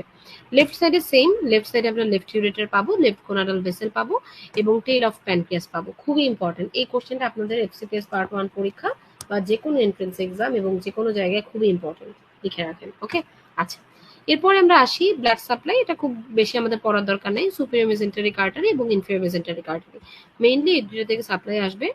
তো যেটা আমাদের রাইট সাইডের অংশগুলা, বিশেষ করে সিকাম এবং ট্রান্সভার্স কোলন, অ্যাসেন্ডিং কোলন এবং ট্রান্সভার্স কোলনের রাইট টু থার্ড পর্যন্ত ওটুকু জায়গাকে সাপ্লাই দিবে হচ্ছে সুপিরিয়র মেসেন্টারিক আর্টারি, আর এর পরের যে অংশগুলা এগুলাকে সাপ্লাই দিবে হচ্ছে ইনফেরিয়র মেসেন্টারিক আর্টারি। এর মধ্যে সুপিরিয়র মেসেন্টারিক আর্টারি থেকে একটা ব্রাঞ্চ আসে মিডল কোলিক আর্টারি, যেটা মেইনলি ট্রান্সভার্স কোলনকে সাপ্লাই দেয়। এর বাইরে আরো কিছু আছে, যেমন মার্জিনাল আর্টারি অফ ড্রুমন্ড, খুব একটা দরকার নেই। ফিজিওলজি একটু রিডিং দিতে পারেন। মেইনলি হচ্ছে ওই যে আমরা বলছিলাম গত ক্লাসে যে most of the water absorption হয় হচ্ছে আইলিয়ামে, বাট আমাকে যদি বলা হয় যে কোলনের মেইন ফাংশন কি, সেই ক্ষেত্রে আপনি বলবেন ওয়াটার অ্যাবজর্পশন। আচ্ছা, টিউমারে আসি আমরা। টিউমারের ক্ষেত্রে আমরা প্রথমত পলিপ নিয়ে আলোচনা করব, যেটা একদম বিনাইন। এর মধ্যে মেটাপ্লাস্টিক পলিপ যদি আমরা চিন্তা করি, এগুলা নামে মেটাপ্লাস্টিক বাট বেসিক্যালি কিন্তু এগুলো বিনাইন। হ্যাঁ, এগুলার আমরা পলিপের অনেকগুলো সাবটাইপ আছে, এটা একটু আপনারা দেখবেন ক্লাসিফিকেশন। প্রথমত হচ্ছে আমরা বিনাইন কিছু পলিপ দেখব, যেমন ইনফ্ল্যামেটরি পলিপ হতে পারে। এটা ওই যে আপনারা মনে আছে আলসারেটিভ কোলাইটিসের ক্ষেত্রে সুডো পলিপ পড়ছিলেন সেটা। তারপর ধরেন হামাটোমেটাস পলিপ, অন্য জায়গায় যদি কিছু এক্সেস গ্রোথ থাকে, যেমন পুরজেগার সিনড্রোম, যেখানে আমরা অনেকগুলা পলিপ পাই পুরা জিআই ট্র্যাক্টে, সেটা জুভেনাইল পলিপ, ইয়াং পেশেন্টদের যে জিনিসটা আমরা পেয়ে থাকি। সিরেটেড পলিপ বা সিরেশন, এটা আমরা কোথায় কি কি পাই? হাইপারপ্লাস্টিক হইতে পারে, সিজাইল হইতে পারে, হ্যাঁ, মিক্সড হইতে পারে। অ্যাডিনোমা, অ্যাডিনোমাটা একটু বেশি ইম্পর্টেন্ট। অ্যাডিনোমা কয়েক ধরনের হতে পারে, যেমন টিউবিউলার ভিলাস এবং টিউবিউলোভিলাস। এর মধ্যে আমাকে একটু কেউ বলেন তো যে এই অ্যাডিনোমা গুলোর তো আসলে ম্যালিগনেন্ট একটা পটেনশিয়াল থাকে, মানে তারা এমনি বিনাইন কিন্তু ম্যালিগনেন্সি। আমাকে বলেন তো এই যে অ্যাডিনোমার মধ্যে তিনটা টাইপ আমরা বললাম, এর মধ্যে কোনটার ম্যালিগনেন্ট পটেনশিয়াল সবচেয়ে বেশি, কোনটা থেকে পরবর্তীতে ম্যালিগনেন্সি হওয়ার চান্সটা সবচেয়ে বেশি? একটু অ্যান্সার করেন। হ্যাঁ, আচ্ছা, আর ম্যালিগনেন্ট পলিপের মধ্যে হচ্ছে অ্যাডিনোকার্সিনোমা। এই কয়েকটা আমাদের জানলেই চলবে। ওকে, আচ্ছা, তাহলে এগুলা হচ্ছে গেল আমাদের পলিপ। এরপরে আমরা আসি হচ্ছে কয়েকটা ক্লাসিফিকেশন। একটা আমরা বললাম মেটাপ্লাস্টিক পলিপ। এরপরে আমরা আসি হচ্ছে অ্যাডিনোমেটাস পলিপ। অ্যাডিনোমেটাস পলিপটার মেইনলি এই ম্যালিগনেন্ট একটা পটেনশিয়াল থাকে। তো এই রিস্ক অফ দ্য ম্যালিগনেন্সি এটা কয়েকটা জিনিসের উপর ডিপেন্ড করে। এর মধ্যে একটা ইম্পর্টেন্ট ফ্যাক্টর হচ্ছে টাইপ, কোন ধরনের পলিপ, এটার উপর কিন্তু ডিপেন্ড করে। আচ্ছা, আপনারা কি ওটা অ্যান্সার করতে পেরেছেন অ্যাডিনোমেটাস পলিপের? আচ্ছা, দেখেন হিস্টোলজি, মরফোলজি বা টাইপ এবং হচ্ছে সাইজ, এই কয়েকটা জিনিসের উপর মেইনলি এটা ডিপেন্ড করে। ঠিক আছে, এর মধ্যে দেখেন টিউবুলার যে অ্যাডিনোমাগুলা, এগুলোর রিস্ক একটু কম থাকে। আচ্ছা, ধরে নিচ্ছে এটা আপনাদের জানা নাই, তাহলে আমি বলে দেই। টিউবুলার গুলার রিস্ক একটু কম থাকে, কিন্তু ভিলাস পলিপ যেটা বা ভিলাস অ্যাডিনোমা যেটা, এটার কিন্তু খুব ম্যালিগনেন্সির রিস্কটা অনেক বেশি থাকে। এটা আমাদের মনে রাখতে হবে। ওকে, আচ্ছা, ভিলাস অ্যাডিনোমা এটা একটু মনে রাখেন। আচ্ছা, এরপরে যেটা দেখেন, একটা পলিপোসিস কন্ডিশন আছে কিছু, পলিপোসিস সিনড্রোম আমরা যেগুলাকে বলি, যেখানে সাধারণত মাল্টিপল পলিপ থাকে এবং পেশেন্টের একটা ফ্যামিলি হিস্ট্রি থাকে। এইগুলাকে আমরা একত্রে বলি কি? ফ্যামিলিয়াল অ্যাডিনোমেটাস পলিপোসিস, বা সংক্ষেপে আমরা ফ্যাপ বলি। এই চ্যাপ্টারের আপনাদের অ্যানাটমির পরে মোস্ট ইম্পর্টেন্ট একটা টপিক হচ্ছে এই ফ্যাপ। যে কোনো পরীক্ষা আপনারা পাবেন, এমআরসিএস পরীক্ষা, এফসিপিএস পার্ট 1 পরীক্ষা, এবং মোটামুটি এই দুটাতে আপনারা যে কোনো জায়গায় কমন কোশ্চেন হিসেবে পাবেন। কখন আমরা ফ্যামিলিয়াল অ্যাডিনোমেটাস পলিপোসিস বলবো? যখন পেশেন্টের কোলোরেক্টাল অ্যাডিনোমা মোর দেন 100 থাকে, এটাকে আমরা রুল অফ 100 বলতে পারি। যখন অ্যাডিনোমা দেখেন মোর দেন 100 থাকবে, এটাকে আমরা বলবো হচ্ছে ফ্যামিলিয়াল অ্যাডিনোমেটাস পলিপোসিস। আরেকটা 100 আমরা লাগবে যখন দেখেন এই যে life time risk of colorectal cancer, আমরা বললাম না যে পলিপ থেকে কিন্তু ম্যালিগনেন্ট পটেনশিয়াল থাকে, বিশেষ করে অ্যাডিনোমেটাস পলিপের। তো এইটার মধ্যে এমন একটা কন্ডিশন এটা, যেটা life time risk of colorectal cancer হচ্ছে 100%। দ্যাট মিনস যাদের এই ফ্যাপ আছে তাদের পরবর্তীতে ম্যালিগনেন্সি ডেভেলপ করার চান্স শতভাগ। ওকে, আচ্ছা, এখন কথা হচ্ছে এই ফ্যামিলিয়ার অ্যাডিনোমেটাস পলিপটা কেন ডেভেলপ করছে। মেইনলি পেশেন্টের মোটামুটি 80% পেশেন্টেরই একটা পজিটিভ ফ্যামিলি হিস্ট্রি থাকবে, কারো কারো ক্ষেত্রে নিউ মিউটেশন হবে। এখানে মেইন অ্যাবনর্মালিটিটা কোথায়? এটা হচ্ছে একটা জিন আছে, যেটাকে আমরা বলি কি অ্যাডিনোমেটাস পলিপোসিস কোলাই বা এপিসি জিন। এটা থাকে হচ্ছে ক্রোমোজোম 5 এর লং আর্মে। এই জিনটায় যদি কোনো রকমের মিউটেশন হয়, তখন আমরা এই কন্ডিশনটা পাই, এবং এটা কিনা একটা অটোজোমাল ডমিনেন্ট কন্ডিশন। এটাও আসে পরীক্ষায়, আপনাদের সবই আসে এখান থেকে। হ্যাঁ, অটোজোমাল ডমিনেন্ট কন্ডিশন। আচ্ছা, এর পাশাপাশি আরো কিছু অ্যাসোসিয়েটেড টিউমার থাকে।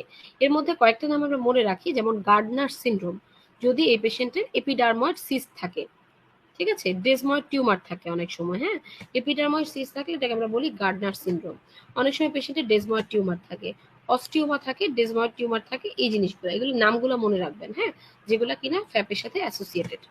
আচ্ছা, আর কিছু পেশেন্ট, মোটামুটি 50% পেশেন্টের দেখা যায় congenital hypertrophy of the retinal pigment epithelium, এরকম একটা কন্ডিশন ডেভেলপ করে, রেটিনাল পিগমেন্টের একটা হাইপারট্রফি হয়। আচ্ছা, এখন আমরা একটা ডায়াগনোসিস কিভাবে করব? সাধারণত এটা পেশেন্টের ওরকম কোনো ফিচার থাকে না, ফ্যামিলি হিস্ট্রি থাকলেই আমরা সার্ভেইলেন্স শুরু করি। এই সার্ভেইলেন্সটা আপনি শুরু করবেন পেশেন্টের বয়স যখন মোটামুটিভাবে 12 থেকে 14 বছর। কেন? কারণ মোটামুটিভাবে 15 বছর বয়সে এই পলিপগুলো সাধারণত দেখা যায়, সাধারণত, হ্যাঁ। আর যদি ওই সময় দেখা নাও যায়, by the age of 30 years almost always visible থাকবে। আচ্ছা, এখন দেখেন মেডিকেল যদি আমরা কোলোনোস্কোপি করে দেখি যে 100টার বেশি অ্যাডিনোমা আছে, তাহলে কিন্তু আমাদের ডায়াগনোসিস কনফার্ম। এখন আমাকে বলেন তো, এটা ট্রিটমেন্ট একটা নাম আমরা বলি, কেউ বলতে পারেন এটা ট্রিটমেন্টটাকে আমরা কি বলি? এটা একটা অপারেশন করতে হয়, তাই না, ফ্যাপের? কি বলি বলেন তো? অপারেশন আমরা কেন করি? কারণ এটা ম্যালিগন্যান্ট পটেনশিয়াল 100%, তাই না? এটা 100% এটা ম্যালিগনেন্সি ডেভেলপ করবে। সো আমাদের অপারেশন করতে হয়, এবং এমন একটা অপারেশন আমাদের করতে হবে যেখানে আমরা কোলনের ম্যাক্সিমাম পোর্শন, বলতে গেলে পুরো কোলনটাই আমরা কেটে ফেলে দিব, লার্জ ইন্টেস্টাইন ইনক্লুডিং রেকটাম। তাহলে আমাকে একটু বলেন তো এই অপারেশনটার নাম কি হইতে পারে? আমি কিন্তু ক্লু দিয়ে দিলাম যে আমরা পুরো কোলন কেটে ফেলবো রেকটাম সহ। গত ক্লাসে এই টাইপের একটা অপারেশন নাম আমরা মেনশন করছিলাম, চিন্তা করে বলেন তো দেখি।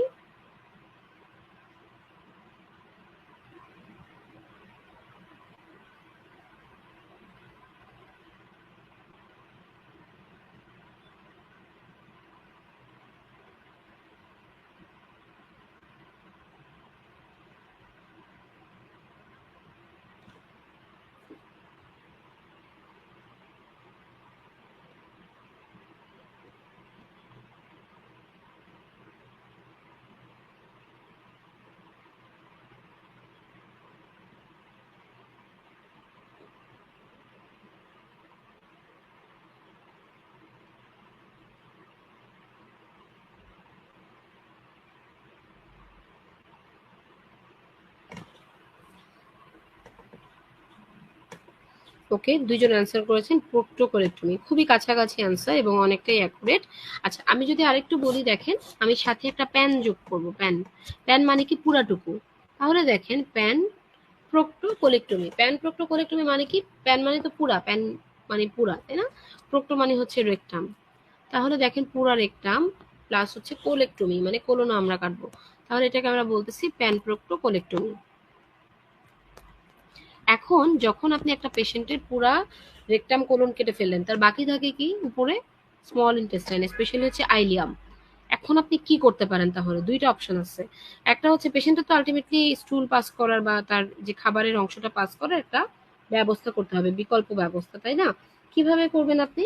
দেখেন, প্রথম কথা হচ্ছে আপনি তার স্টুল পাস করার জন্য একটা লাইফ লং, আমরা গত ক্লাসে বলছিলাম না, এন্ড আইলিওস্টমি, তো আপনি তার একটা লাইফ লং আইলিওস্টমি করে দিতে পারেন, এটাকে আমরা বলবো পার্মানেন্ট আইলিওস্টমি। তাহলে তখন আমরা অপারেশনটাকে বলবো প্যান প্রোক্টোকলেক্টমি উইথ পার্মানেন্ট আইলিওস্টমি। কিন্তু কথা হচ্ছে যে একটা পেশেন্টকে আপনি সারা জীবনের জন্য আইলিওস্টমি করে দিবেন, আইলিওস্টমির কমপ্লিকেশন অনেক বেশি না? একদম উপরের দিকে একটা ফিস্টুলা আপনি ফর্মেশন করে দিলেন, কন্টিনিউয়াসলি তার খাবারের অংশগুলো অ্যাবজর্পশন হওয়ার আগেই বের হয়ে যাচ্ছে। এটা আসলে একটা ঝামেলার কন্ডিশন এবং পেশেন্টের সাইকোলজিক্যালি অনেক প্রবলেম হয়। তো এটার একটা বিকল্প ব্যবস্থা হিসেবে যেটা চিন্তা করা হইলো, সেটা অনেকটা এরকম যে আইলিয়ামটা তো একটা চিকন টিউব না, এরকম। তো এই আইলিয়ামটাকে একটা কাজ করা যায়, সেটা হচ্ছে দেখেন এরকম এরকম আমি দুই পাশ থেকে আইলিয়ামের দুইটা অংশ আনলাম, ঠিক আছে?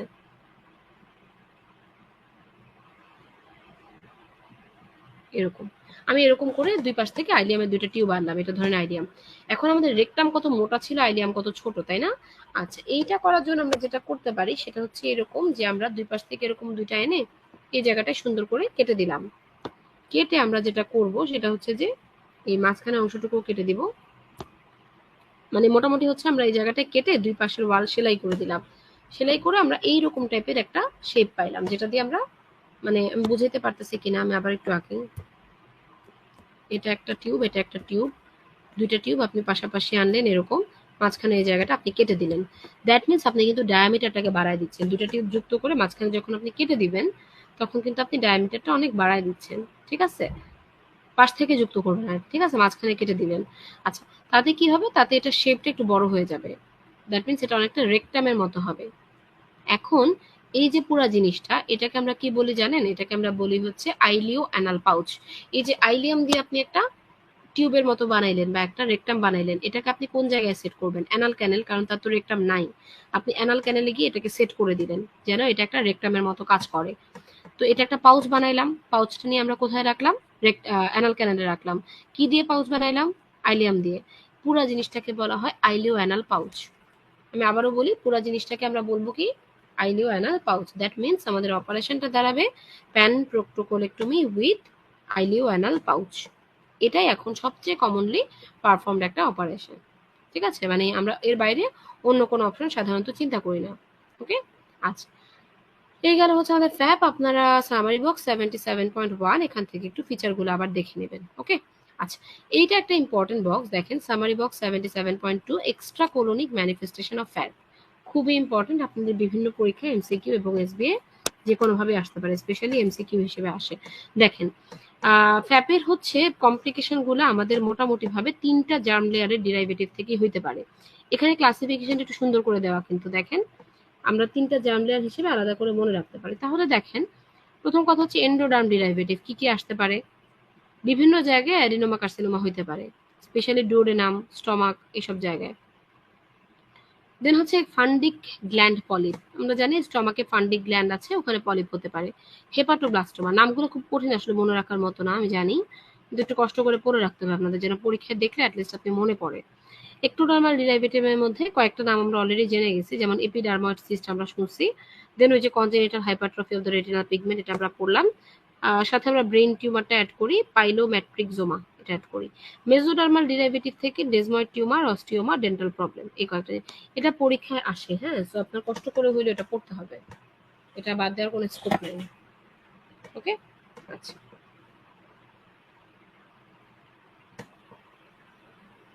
আচ্ছা, তাহলে এটা গেল। এই যে এখানে দেখেন অপারেশনগুলোর নাম দেওয়া আছে, দেখেন restorative proctocolectomy with an ileoanal pouch, total proctocolectomy with end ileostomy, colectomy with ileorectal anastomosis. But আমরা কমনলি যে নামটা একটু আগে বললাম সেটাই মেনশন করব, ঠিক আছে? আচ্ছা, এটা লাগবে না। আচ্ছা, লিঞ্চ সিনড্রোমটা আমরা একটু বলে নেই, পরে আমরা ম্যালিগনেন্সিতে যাব। ম্যালিগনেন্সিটা আমরা আশা করা যায় কালকের জন্য রাখবো, আজকে এটা আমরা পড়লে অনেক লেন্দি হয়ে যাবে, যেহেতু আজকে আমাদের দুইটা টপিক একসাথে। আমরা ম্যালিগনেন্সিটা কালকে ভালো করে দেখবো, ঠিক আছে? আজকে এটা থাকুক। আচ্ছা, লিঞ্চ সিনড্রোম, এটা দিয়ে আমরা শেষ করি। এটা একটা কন্ডিশন যেটাকে আমরা বলি হচ্ছে হেরিডিটারি নন পলিপোসিস কোলোরেক্টাল ক্যান্সার। এখানে কি থাকতে পারে দেখেন, এখানে হচ্ছে যে এটা এমন একটা কন্ডিশন যেখানে দেখা যায় যে কোলোরেক্টাল ক্যান্সার হওয়ার চান্স অনেক বেশি থাকে, ঠিক আছে? আর সাথে পেশেন্টের endometrium, ovary, stomach, small intestine, urinary tract, pancreas, prostate, kidney, এগুলাতে একটা ক্যান্সার থাকবে। আমি একটু আবার যদি গুছায় বলি যে আপনি কখন একটা পেশেন্টের লিঞ্চ সিনড্রোম বলবেন, ধরেন আপনি একটা পেশেন্টের কোলোরেক্টাল ম্যালিগনেন্সি পাইলেন, ঠিক আছে? তার সাথে আপনি যদি পেশেন্টের এন্ডোমেট্রিয়াম মানে হচ্ছে ইউটেরাস, দেন হচ্ছে ovary, small intestine, stomach, urinary tract, pancreas, prostate, kidney, এইসব জায়গার অন্য কোনো একটা ক্যান্সার পান, তাহলে আপনি মোটামুটিভাবে চিন্তা করে রাখবেন তার লিঞ্চ সিনড্রোম। সাথে আপনি কি করবেন, পেশেন্টের একটা ফ্যামিলি হিস্ট্রি নেবেন, যেহেতু এটা একটা ফ্যামিলিয়াল ডিজিজ। ওকে, আচ্ছা, এবং এটাকে একটা অটোজোমাল কন্ডিশন আমরা বলছি, অটোজোমাল ডমিনেন্ট। ওকে, এটুকু জানলেই হবে, এর বেশি আমাদের লাগবে না। অ্যামস্টারডাম ক্রাইটেরিয়া এগুলো এগুলো দরকার নাই। আপনারা সরাসরি ম্যালিগনেন্ট কোলোরেক্টাল কার্সিনোমায় চলে যাবেন। এটার এটিওলজিটা আপনারা জাস্ট একটু দেখে নেবেন। মানে এটিওলজি আসলে ওইরকম কিছু বলা তো নাই, বলা হয়েছে যে বিভিন্ন মিক্সড ফ্যাক্টর, কিছু এনভায়রনমেন্টাল ফ্যাক্টর, কিছু জেনেটিক ফ্যাক্টর, এগুলোর উপর ডিপেন্ড করে। আর কিছু মিউটেশন হয় এপিসি জিন, এটা একটা কেরাস মিউটেশন, P53, এগুলা এগুলা টুকটাক জানা লাগবে না বেশি একটা। আর প্যাথোলজি, আচ্ছা, প্যাথোলজিটা শুধু একটু বলে নেই যে আমাদের আসলে এটা কোন জায়গায় হয়, এটা কিন্তু ইম্পর্টেন্ট। আপনারা কি আমাকে বলতে পারেন যে কোলোরেক্টাল ম্যালিগনেন্সির কমনেস্ট সাইট কোনটা?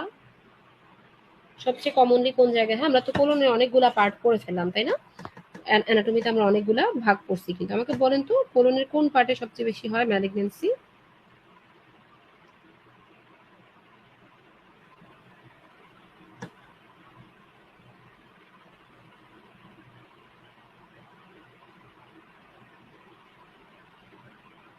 আমরা কিছু দূর পড়ে রাখি, ঠিক আছে, অন্তত প্যাথোলজিটা পড়ে রাখি।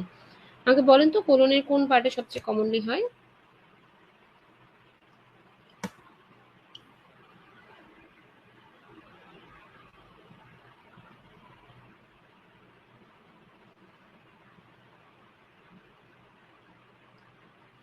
ওকে, আমরা একটা অ্যান্সার পেয়েছি। আর কেউ কিছু বলবেন? আমি একটু পরে আপনাদের পুরাতন এডিশনের বই থেকে একটা ছবি দেখাবো, ঠিক আছে? এই ছবিটা নতুন এডিশনের বইয়ে না আমি পাই নাই, নট শিওর, বাট এটা পাই নাই, ঠিক আছে? আমি এটা একটু দেখাবো আপনাদেরকে। আপনারা আরেকটু অ্যান্সার করার চেষ্টা করেন, আমি তারপর দেখাচ্ছি আপনাদেরকে এই ছবিটা। পুরাতন এডিশনের বই থেকে আমরা এই ছবিটা দেখবো, ঠিক আছে? তারপর আমরা নতুন এডিশনের বইয়ে পড়া করবো।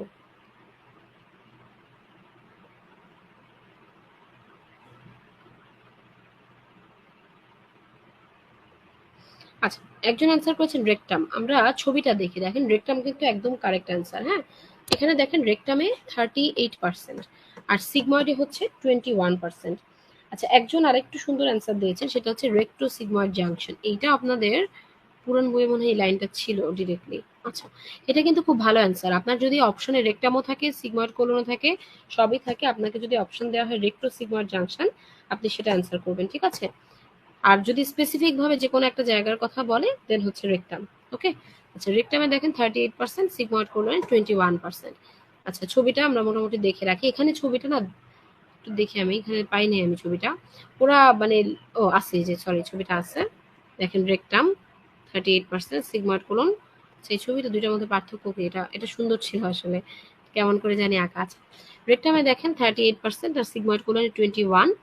আচ্ছা, এখন দেখেন মোস্ট অফ দ্য লার, আচ্ছা এটা হচ্ছে লেফট কোলন থেকে আসে, নোটেবলি হচ্ছে rectum, sigmoid colon, descending colon, তারপরে এই কয়েকটা জায়গা আমরা মনে রাখি। আচ্ছা, আর সবচেয়ে কমনলি এখানে আমরা কি ধরনের টিউমার পাই? সেটা হচ্ছে columnar cell adenocarcinoma. Columnar cell adenocarcinoma আমরা পেয়ে থাকি। আচ্ছা, স্প্রেড হয় অন্যান্য টিউমারের মতোই, লিমফ্যাটিক্সের মাধ্যমে হতে পারে, লোকালি হতে পারে, ব্লাড স্ট্রিমের মাধ্যমে হতে পারে, এবং পেরিটোনিয়াল ক্যাভিটি, মানে মোটামুটি স্টমাকের ক্ষেত্রে আমরা যা যা বলছিলাম।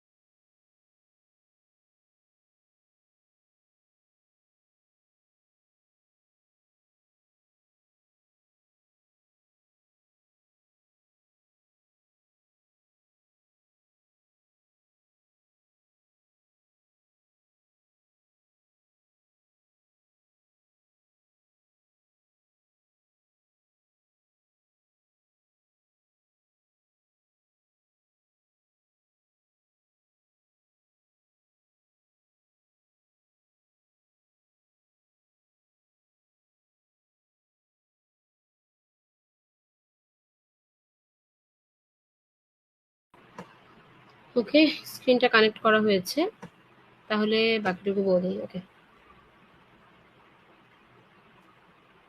আচ্ছা, এখন দেখেন স্প্রেডটা এই কয়েকভাবে হতে পারে, ঠিক আছে? আচ্ছা, এখন স্টেজিং এর যে বিষয়টা, স্টেজিংটা আমরা কয়েকভাবে করে থাকি। একটাকে আমরা বলি হচ্ছে ডিউক স্টেজিং, আরেকটাকে আমরা বলি হচ্ছে টিএনএম ক্লাসিফিকেশন, ঠিক আছে? আচ্ছা, তো স্টেজিংটা আজকে আমি বলে নেই কিছুটা, তারপর এখানেই আমরা শেষ করব। আচ্ছা, ডিউকস স্টেজিংটা দেখেন, ডিউকস এর অরিজিনাল একটা স্টেজ ছিল যেটা স্টেজ 1, মানে এবিসি, এই তিনটা ভাগে ভাগ করা ছিল। এতে বলা হয়েছে যে মানে ইনভেশন হবে, কিন্তু সেটা মাস্কুলারিস প্রক্রিয়া ক্রস করবে না। আপনারা কোনটা কোন লেয়ার পর্যন্ত ক্রস করে এটা শুধু দেখে রাখবেন। মাস্কুলারিস প্রক্রিয়া এরপরে আর ক্রস করবে না। বি নাম্বার যেটা বলা হয়েছে সেটা হচ্ছে মাস্কুলারিস প্রক্রিয়া ক্রস করবে ঠিকই, কিন্তু লিম্ফ নোড ইনভলভ হবে না। আর সি নাম্বারে যেটা বলা হয়েছে সেটা হচ্ছে লিম্ফ নোড ইনভলভ হবে। এর বাইরে আমরা যেটা বলি মডিফাইড ডিউকস স্টেজিং, সেখানে আমরা আরেকটা নতুন স্টেজের কথা বলি, সেটা হচ্ছে স্টেজ ডি, যেখানে আমরা বলি হচ্ছে যদি পেশেন্টের ডিস্ট্যান্ট মেটাস্টাসিস থাকে, ঠিক আছে? এই তিনটা ভাগে আমরা সাধারণত ভাগ করে থাকি। আর এর বাইরে টিএনএম যেটা, এটা আপনারা জাস্ট একটু দেখে নেবেন, এটা খুব একটা আসে না পরীক্ষায়, তারপর একটু জাস্ট দেখে নেবেন। এটা অনেক সময় এমআরসিএস পার্ট বি পরীক্ষায় ওই সময় এটা বলা হয়, এছাড়া খুব একটা দরকার নাই। ওকে, আচ্ছা, বাকি অংশটা আমরা আশা করা যায় পরের ক্লাসে পড়বো, কারণ আজকে আসলে এর চেয়ে বেশি লেনদেনিং করাটা ঠিক হবে না, ঠিক আছে? যেহেতু পরের ক্লাসে আমাদের ইন্টেস্টিনাল অবস্ট্রাকশন, ওখানে আমাদের এনাফ টাইম থাকবে আশা করা যায়। ওকে, আচ্ছা, তাহলে আপনাদের কারো যদি এখন পর্যন্ত কোনো কনফিউশন থাকে বা কোনো কোশ্চেন থাকে আমাকে একটু জানাবেন। আদারওয়াইজ আমি ক্লাসটা শেষ করছি। হ্যাঁ,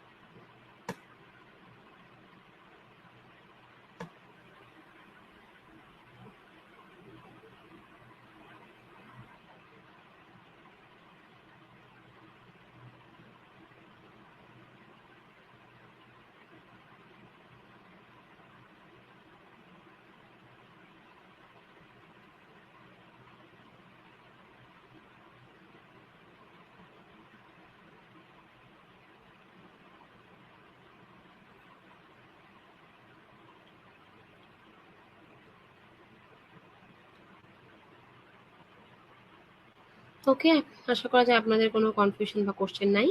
তাহলে আমি ক্লাসটা শেষ করছি। সবাইকে ধন্যবাদ এবং শুভরাত্রি। আসসালামু আলাইকুম।